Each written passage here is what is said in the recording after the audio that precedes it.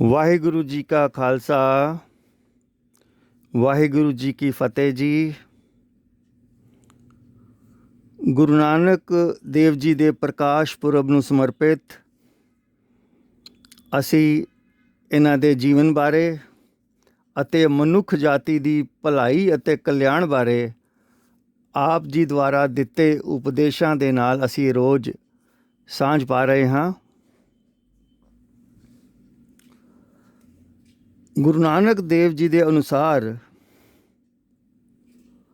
ਮਨੁੱਖਾ ਜੀਵਨ ਕੀ ਹੈ, ਅੱਜ ਅਸੀਂ ਇਸ 'ਤੇ ਵਿਚਾਰ ਕਰਾਂਗੇ। ਪਰਮਾਤਮਾ ਵਿਚਾਰ ਕਰਨ ਦੀ ਬੁੱਧੀ ਬਖਸ਼ੇ ਜੀ। ਇੱਕ ਦਿਨ ਗੁਰੂ ਨਾਨਕ ਦੇਵ ਜੀ ਜਗਤ ਨੂੰ ਤਾਰਨ ਦੇ ਲਈ ਆਪਣੀ ਯਾਤਰਾ ਦੇ ਵਿੱਚ ਭਾਈ ਮਰਦਾਨਾ ਅਤੇ ਭਾਈ ਬਾਲਾ ਜੀ ਦੇ ਨਾਲ ਇੱਕ ਬੰਜਾਰਿਆਂ ਦੀ ਬਸਤੀ ਦੇ ਵਿੱਚ ਪਹੁੰਚ ਜਾਂਦੇ ਨੇ। ਇਸ ਬਸਤੀ ਦੇ ਵਿੱਚ ਇੱਕ ਬੰਜਾਰੇ ਦੇ ਘਰ ਅਜੇ ਹੁਣੇ ਹੀ ਇੱਕ ਬੱਚੇ ਦਾ ਜਨਮ ਹੁੰਦਾ ਹੈ। ਗੁਰੂ ਜੀ ਉਸ ਬਸਤੀ ਵਿੱਚ ਜਾ ਕੇ ਇੱਕ ਪੇੜ ਦੇ ਨੀਚੇ ਬੈਠ ਜਾਂਦੇ ਨੇ। ਭਾਈ ਬਾਲਾ ਅਤੇ ਮਰਦਾਨਾ ਵੀ ਉਸ ਬੰਜਾਰੇ ਦੇ ਘਰ ਵਧਾਈ ਦੇਣ ਵਾਸਤੇ ਜਾਂਦੇ ਨੇ। ਉੱਥੇ ਪਹਿਲੇ ਹੀ ਬਹੁਤ ਲੋਕ ਉਸ ਬੰਜਾਰੇ ਨੂੰ ਵਧਾਈ ਦੇਣ ਵਾਸਤੇ ਆਏ ਹੋਏ ਸੀ। ਉਸ ਬੰਜਾਰੇ ਨੇ ਸਭ ਨੂੰ ਕੁਛ ਨਾ ਕੁਛ ਬਤੌਰ ਤੋਹਫੇ ਦੇ ਸਭ ਨੂੰ ਕੁਛ ਨਾ ਕੁਛ ਦਿੱਤਾ, ਪਰ ਭਾਈ ਬਾਲਾ ਅਤੇ ਮਰਦਾਨਾ ਉੱਥੇ ਐਵੇਂ ਹੀ ਖੜੇ ਰਹੇ। ਜਦੋਂ ਭਾਈ ਬਾਲਾ ਅਤੇ ਮਰਦਾਨਾ ਵਾਪਿਸ ਸਤਿਗੁਰ ਕੋਲ ਆਏ ਤਾਂ ਪੂਰੀ ਗੱਲ ਦੱਸੀ ਇਹਨਾਂ ਨੂੰ।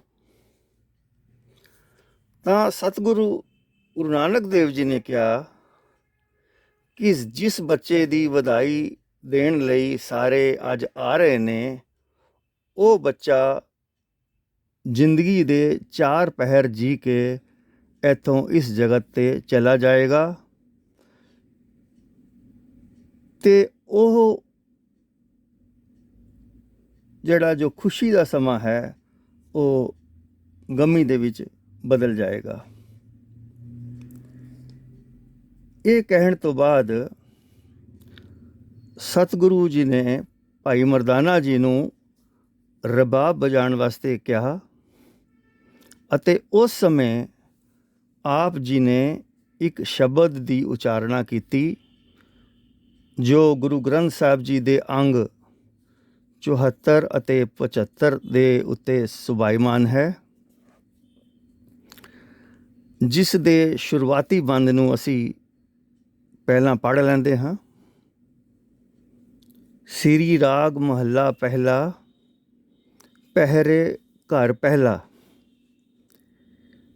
ਪਹਿਲੇ ਪਹਿਰੇ ਰਹਿਣ ਕੇ ਵਣਜਾਰਿਆ, ਮਿੱਤਰਾ ਹੁਕਮ ਪਾਇਆ ਗਰਬਾਸ।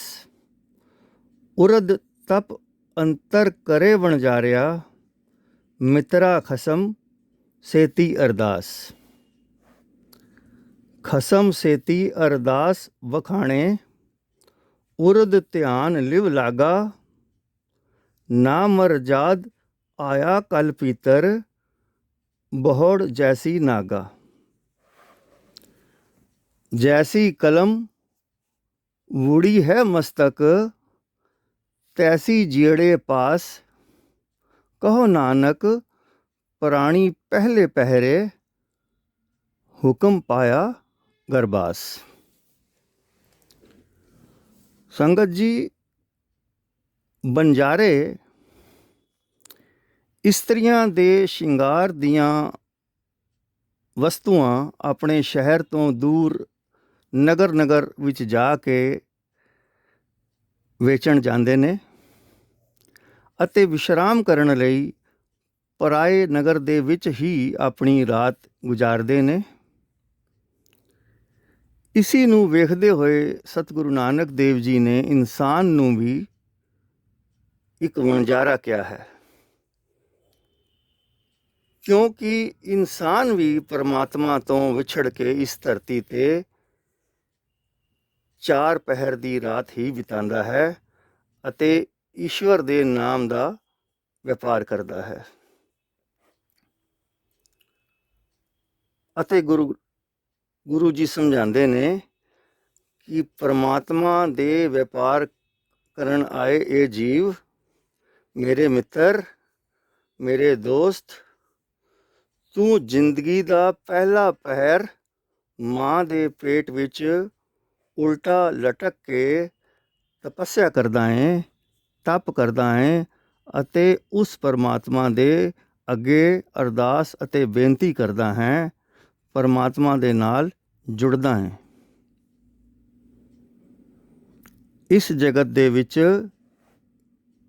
ਇਨਸਾਨ ਬਿਨਾਂ ਕੱਪੜੇ ਦੇ ਆਂਦਾ ਹੈ ਔਰ ਬਿਨਾਂ ਕੱਪੜੇ ਦੇ ਹੀ ਚਲੇ ਜਾਂਦਾ ਹੈ।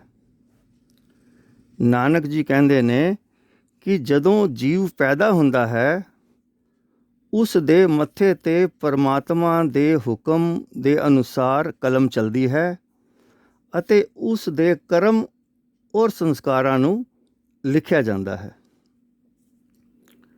ਸਤਿਗੁਰ ਕਹਿੰਦੇ ਨੇ ਕਿ 4 ਪਹਿਰਾਂ ਦੇ ਵਿੱਚੋਂ ਪਹਿਲਾ ਪਹਿਰ ਮਾਂ ਦੇ ਪੇਟ ਦੇ ਵਿੱਚ ਗੁਜ਼ਾਰਨਾ ਹੁੰਦਾ ਹੈ। ਦੂਸਰੇ ਪਹਿਰ ਬੱਚਾ ਜਨਮ ਲੈਂਦਾ ਹੈ ਅਤੇ ਦੁਨੀਆ ਦਾ ਹਿੱਸਾ ਬਣ ਜਾਂਦਾ ਹੈ। ਜਦੋਂ ਜੀਵ ਮਾਂ ਦੇ ਪੇਟ ਵਿੱਚ ਹੁੰਦਾ ਹੈ, ਪਰਮਾਤਮਾ ਦੇ ਨਾਲ ਜੁੜਿਆ ਹੁੰਦਾ ਹੈ ਅਤੇ ਪਰਮਾਤਮਾ ਖੁਦ ਵੀ ਉਸ ਜੀਵ ਦੀ ਸੰਭਾਲ ਕਰਦਾ ਹੈ। ਪਰ ਦੂਸਰੇ ਪਹਿਰ ਜਦੋਂ ਉਹ ਦੁਨੀਆ ਵਿੱਚ ਆ ਜਾਂਦਾ ਹੈ ਤਾਂ ਉਹ ਸਿਮਰਨ ਦੇ ਨਾਲ ਟੁੱਟ ਜਾਂਦਾ ਹੈ। ਇਸ ਲਈ ਸਭ ਤੋਂ ਪਹਿਲਾਂ ਉਹ ਰੋਂਦਾ ਹੈ। ਪਰ ਪਰਮਾਤਮਾ ਇਸ ਦੁਨੀਆ ਵਿੱਚ ਫਿਰ ਵੀ ਉਸ ਦੀ ਖੁਰਾਕ ਦਾ ਬੰਦੋਬਸਤ ਕਰਦਾ ਹੈ। ਪਰ ਜੀਵ ਜਦੋਂ ਦੁਨੀਆ ਦਾ ਹਿੱਸਾ ਬਣ ਜਾਂਦਾ ਹੈ, ਇਹ ਸਭ ਭੁੱਲ ਜਾਂਦਾ ਹੈ। ਸਾਰੇ ਉਸ ਦੇ ਸਗੀ ਸੰਬੰਧੀ ਵੀ ਉਸ ਨਾਲ ਮੋਹ ਕਰਦੇ ਨੇ, ਪਿਆਰ ਕਰਦੇ ਨੇ। ਪਰ ਗੁਰੂ ਜੀ ਕਹਿੰਦੇ ਨੇ ਕਿ ਸਾਡਾ ਮੂਰਖ ਮਨ ਇਹ ਨਹੀਂ ਜਾਣਦਾ ਕਿ ਜਿੰਨੇ ਵੀ ਸਾਡੇ ਇਹ ਸੰਬੰਧ ਰੱਖਣ ਵਾਲੇ ਸਾਡੇ ਰਿਸ਼ਤੇਦਾਰ ਜਾਂ ਕੋਈ ਵੀ ਸਾਡੇ ਸੱਜਣ ਮਿੱਤਰ ਨੇ, ਉਹ ਸਾਡੇ ਇਹ ਜੀਵਨ ਕਾਲ ਤੱਕ ਹੀ ਹਨ। ਜਦੋਂ ਸਾਡਾ ਜੀਵਨ ਸਮਾਪਤ ਹੋ ਜਾਂਦਾ ਹੈ, ਤਦ ਸਾਡਾ ਉਹਨਾਂ ਦੇ ਨਾਲ ਕੋਈ ਸੰਬੰਧ ਨਹੀਂ ਰਹਿ ਜਾਂਦਾ। ਇਸ ਸ਼ਬਦ ਦੇ ਵਿੱਚ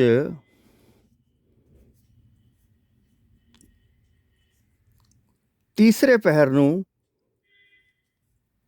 ਗੁਰੂ ਜੀ ਨੇ ਜਵਾਨੀ ਦੇ ਨਾਲ ਜੋੜਿਆ ਹੈ। ਜਵਾਨੀ ਨੂੰ ਤੀਸਰਾ ਪਹਿਰ ਦੱਸਿਆ ਹੈ। ਇਸ ਪਹਿਰ ਦੇ ਵਿੱਚ ਮਨੁੱਖ ਧਨ ਅਤੇ ਮਾਇਆ ਦੇ ਨਾਲ ਇੰਨਾ ਫਸ ਜਾਂਦਾ ਹੈ ਕਿ ਪਰਮਾਤਮਾ ਤੋਂ ਵੀ ਉਹ ਦੂਰ ਹੋ ਜਾਂਦਾ ਹੈ। ਉਸ ਨੂੰ ਪਰਮਾਤਮਾ ਦੀ ਕੋਈ ਖਬਰ ਨਹੀਂ ਰਹਿੰਦੀ। ਇੱਥੋਂ ਤੱਕ ਕਿ ਉਹ ਉਸ ਨੂੰ ਇਹ ਵੀ ਗੱਲ ਭੁੱਲ ਜਾਂਦੀ ਹੈ ਕਿ ਉਹ ਉਸ ਦੇ ਜੀਵਨ ਦੇਣ ਵਾਲਾ, ਉਸ ਨੂੰ ਜੀਵਨ ਦੇਣ ਵਾਲਾ ਉਹ ਪਰਮਾਤਮਾ ਹੀ ਹੈ ਅਤੇ ਉਹ ਆਪਣਾ ਜਨਮ ਜਿਹੜਾ ਹੈ ਉਹ ਵਿਅਰਥ ਹੀ ਗਵਾ ਲੈਂਦਾ ਹੈ। ਅਤੇ ਆਪਣੇ ਚੌਥੇ ਪਹਿਰ ਜਦੋਂ ਜੀਵ ਬੁੱਢਾ ਹੋ ਜਾਂਦਾ ਹੈ, ਬ੍ਰਿਧ ਹੋ ਜਾਂਦਾ ਹੈ, ਤਾਂ ਉਸ ਨੂੰ ਉਸ ਦੀ ਮੌਤ ਜੋ ਹੈ ਉਸ ਦੇ ਨਜ਼ਦੀਕ ਆ ਜਾਂਦੀ ਹੈ ਅਤੇ ਯਮਰਾਜ ਉਸ ਨੂੰ ਕਾਲ ਬਣ ਕੇ ਪਕੜ ਲੈਂਦਾ ਹੈ। ਤਾਂ ਉਸ ਵਕਤ ਜੀਵ ਜਿਹੜਾ ਹੈ ਉਹ ਡਰਦਾ ਹੈ। ਪਰ ਯਮਰਾਜ ਉਸ ਨੂੰ ਲੈ ਜਾਂਦਾ ਹੈ ਅਤੇ ਫਿਰ ਜੀਵ ਦੇ ਸਕੇ ਸੰਬੰਧੀ ਉਸ ਦੇ ਮ੍ਰਿਤ ਸਰੀਰ ਦੇ ਕੋਲ ਆ ਕੇ ਰੋਣ ਧੋਣ ਲੱਗ ਜਾਂਦੇ ਨੇ। ਜਿਸ ਜੀਵ ਨੂੰ ਅਸੀਂ ਮੇਰਾ ਮੈਰਾ ਕਹਿੰਦੇ ਸੀ, ਜਦੋਂ ਉਹ ਆਪਣੀ ਦੇਹ ਨੂੰ ਛੋੜ ਕੇ ਚਲਾ ਜਾਂਦਾ ਹੈ ਤਾਂ ਅਸੀਂ ਵੀ ਉਸ ਦੇ ਨਾਲ ਆਪਣਾ ਨਾਤਾ ਤੋੜ ਦਿੰਦੇ ਹਾਂ ਅਤੇ ਉਹ ਜੀਵ ਸਾਡੇ ਲਈ ਪਲ ਵਿੱਚ ਪਰਾਇਆ ਹੋ ਜਾਂਦਾ ਹੈ।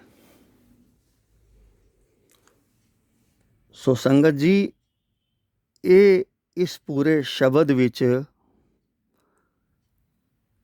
ਗੁਰੂ ਜੀ ਨੇ ਇਸ ਤਰ੍ਹਾਂ ਸਾਨੂੰ ਮਨੁੱਖੀ ਜੀਵਨ ਦੀ ਸੱਚਾਈ ਦੇ ਨਾਲ ਇਸ ਤਰ੍ਹਾਂ ਵਾਕਿਫ ਕਰਵਾਇਆ ਹੈ। ਸਾਨੂੰ ਵੀ ਇਸ ਗੱਲ ਦੀ ਜੋ ਹੈ ਸਮਝ ਪੈ ਜਾਵੇ।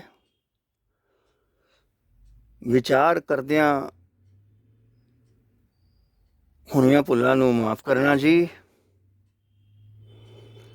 ਕੱਲ ਅਸੀਂ ਇਸੇ ਤਰ੍ਹਾਂ ਗੁਰੂ ਨਾਨਕ ਦੇਵ ਜੀ ਦੀ ਇੱਕ ਪ੍ਰਮੁੱਖ ਬਾਣੀ ਆਸਾ ਦੀ ਵਾਰ ਨਾਲ ਸਾਂਝ ਪਾਵਾਂਗੇ। ਇਸੇ ਨਾਲ ਜੁੜੇ ਰਹਿਣਾ ਜੀ। ਵਾਹਿਗੁਰੂ ਜੀ ਕਾ ਖਾਲਸਾ, ਵਾਹਿਗੁਰੂ ਜੀ ਕੀ ਫਤਿਹ ਜੀ।